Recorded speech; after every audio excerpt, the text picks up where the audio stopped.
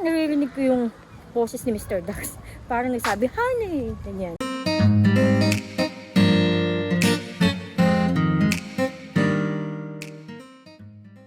Annyeong Sungadol! Good morning, guys!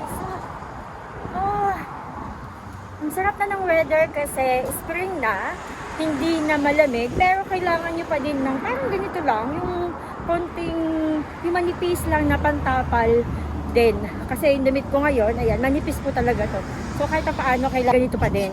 Lalo na dito sa Busan kasi ang Busan is medyo may kalamigan dahil mahangin po dito. So kailangan pa din ng mga jacket na manipis lang. Pero ang sarap ng weather na ngayon. Oo. And papunta ako ngayon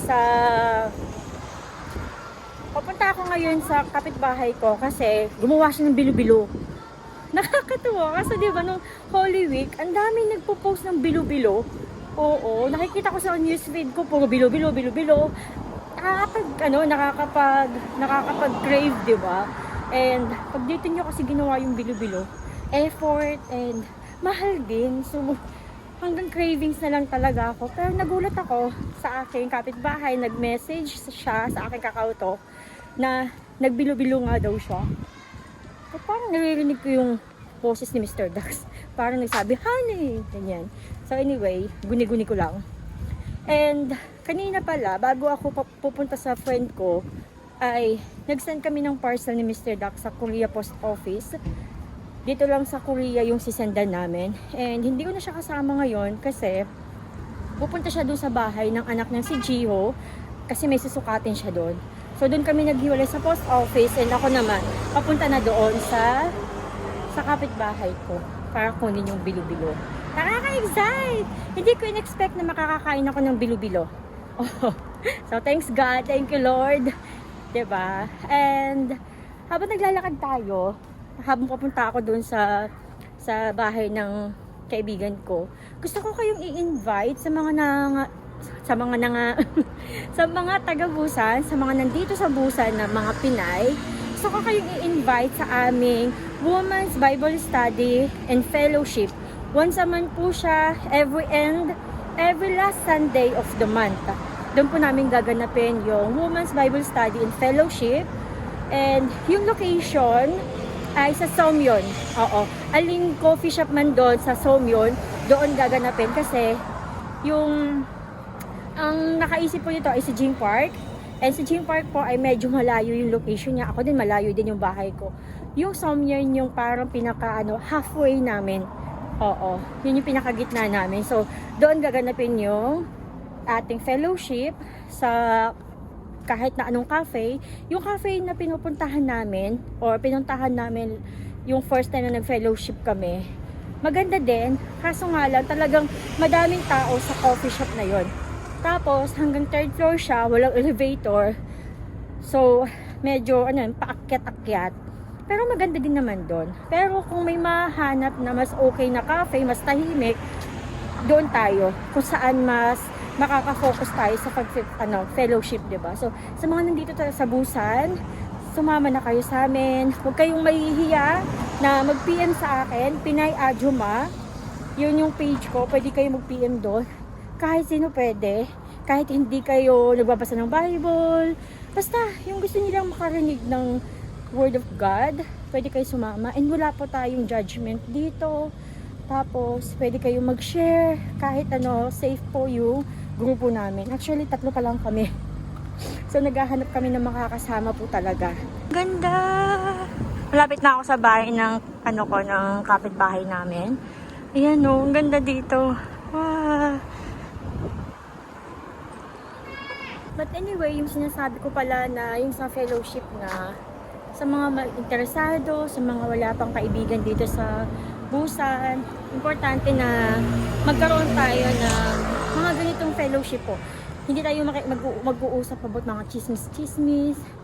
Pag-usapan natin yung Word of God, 'di ba? And huwag kayong ma-awkward kung, parang nakakahiya, di ba? Minsan pag-usapan yung mga ganitong bagay kasi parang, ay, kala mo mababait, mga ganyan. Pero, ano po tayo dito? Aaralin po natin at kikilalanin natin si Jesus, 'di ba? Siya yung magiging focus natin, hindi yung mga sarili natin, hindi yung status ng buhay natin, hindi yung ibang tao, kundi si Jesus yung ating pag-uusapan at itataas. Mag-share tayo ng mga testimony natin, ng problema natin. Pero yung problems is hindi siya yung parang kailangan mag-share ka kagad. Depende lang sa'yo kung comfortable ka. Yes. And yun nga, kung gusto nyo sumali, i-message nyo lang ako sa Facebook page ko, Pinay Adjuma. Hiningal ako kasi yung papunta dito sa apartment ng kaibigan ko, medyo patas na siya. So hiningal ako kasi dumadaldal pa ako, 'di ba? Nakakahinga. So wait lang, papasok muna ako doon sa apartment ng friend ko and babalikan ko kayo. Itong Bible din pala, ibibigay ko to sa kaibigan ko.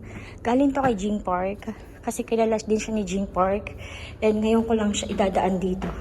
Ayan, maliit lang siya pero maganda din to para may Bible po tayo na pwede nating bitbitin kahit saan. Dala ko na yung bilo-bilo. Ayun na nga, nandito na yung bilo-bilo. Kakainan na natin. Excited na akong kumain. Kanina, kumain ako ng breakfast mga 11:50 siguro. Pero, ano na siya, siguro yung bilo-bilo is dessert na. Mga ano naman na ngayon, almost 1:30 to 2 p.m. ata ngayon. So, kaya sakto na to sa aking merienda. So, ayun na nga guys, yung gusto ko lang sabihin sa mga naka-follow sa akin na nandito sa Busan.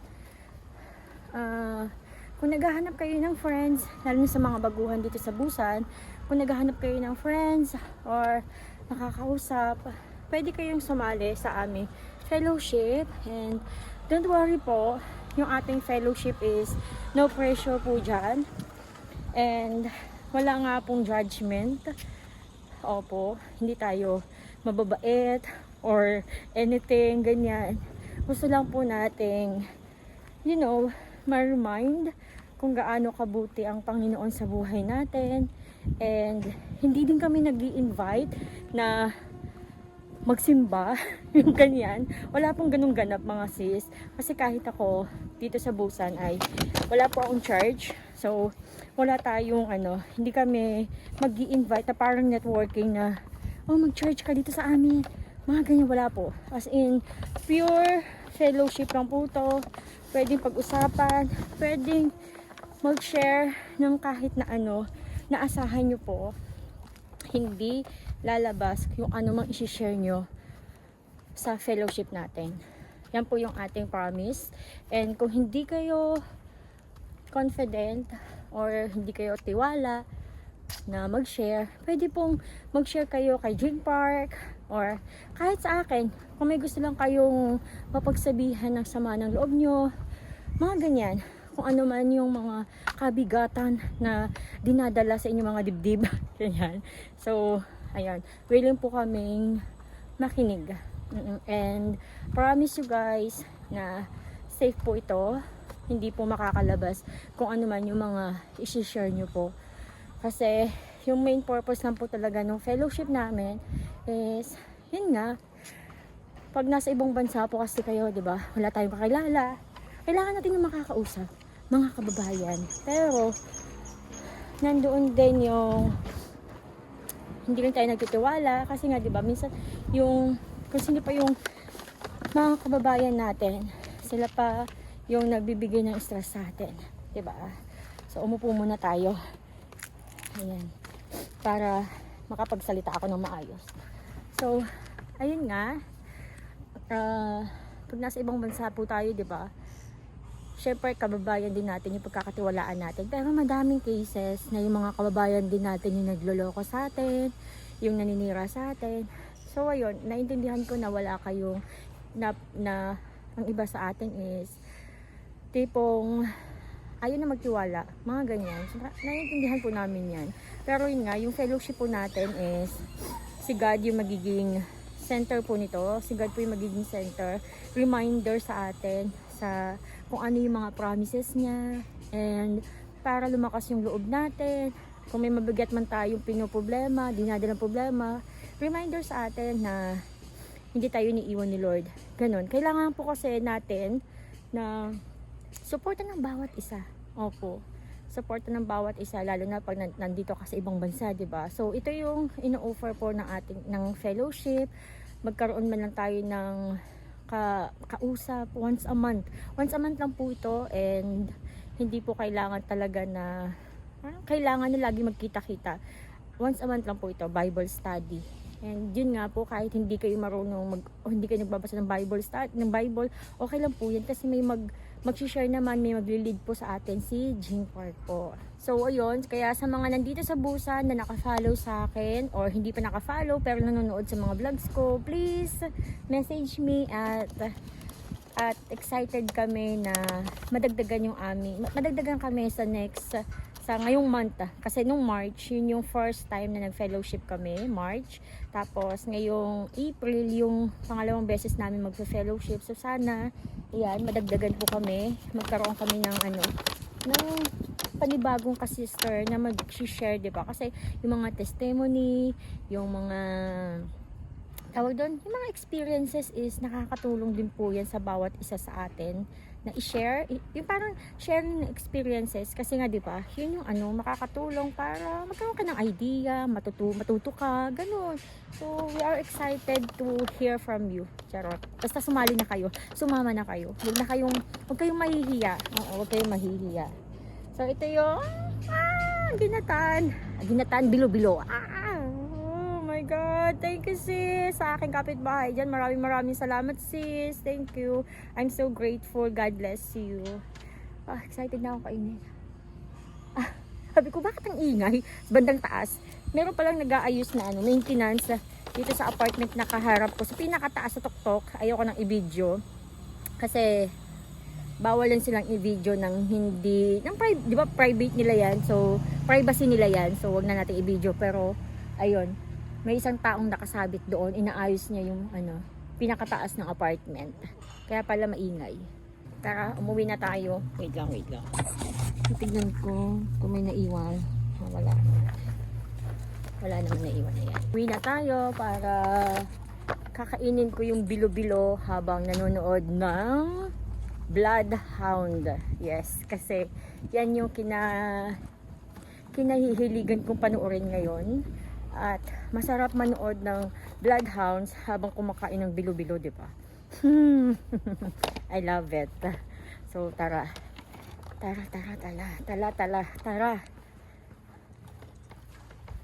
And sa mga hindi pa nanonood ng Bloodhounds dyan, panoorin nyo na. Season 1 and Season 2 meron na sa Netflix. Hindi ko lang alam sa ibang site kung meron, pero sa Netflix lang kasi ako nanonood. So manood na kayo. Action siya. Sobrang malalang action. Pero may konting siya, may konting comedy, and may konting iyakan din. Kaya mixed emotion po talaga to. Ganda dito, tignan mo. Merong dalawang flowers. Ano yan siya? Camellia. Yung flower na yan. Ang ganda, no? Oh, ang ganda magpicture dito. Perfect. Tapos doon na. Diyan ako galing. Kaya hiningal na naman ako.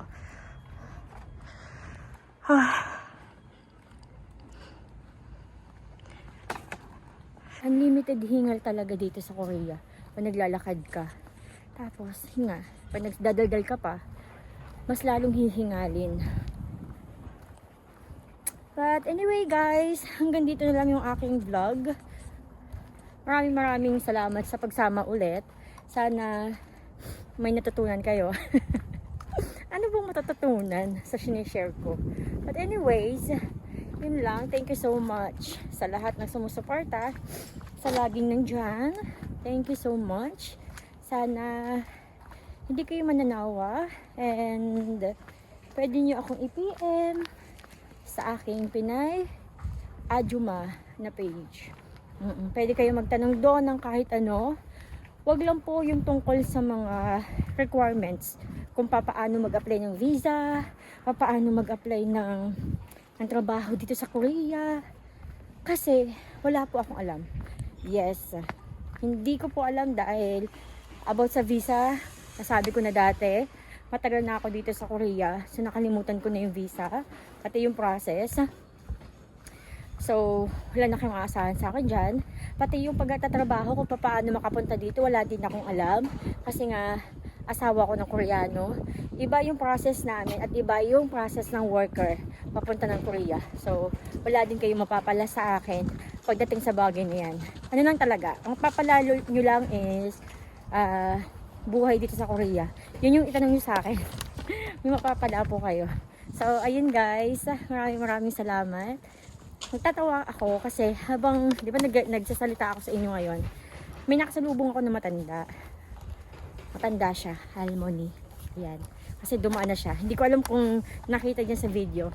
Nakatingin siya sa akin habang nagsasalita ako. Kaya napapangiti ako. Iniisip ko kung titigil ba ako or hayaan na lang. Pero yon, hinayaan ko na lang. Bahala na siyang tumingin sa akin. So, ayan guys, nagpapaalam na nga, no? Humaba pa talaga. Anyway, bye-bye guys. Mag-iingat po kayong lahat. And God is with you. God loves you. So, God bless you. Bye-bye guys.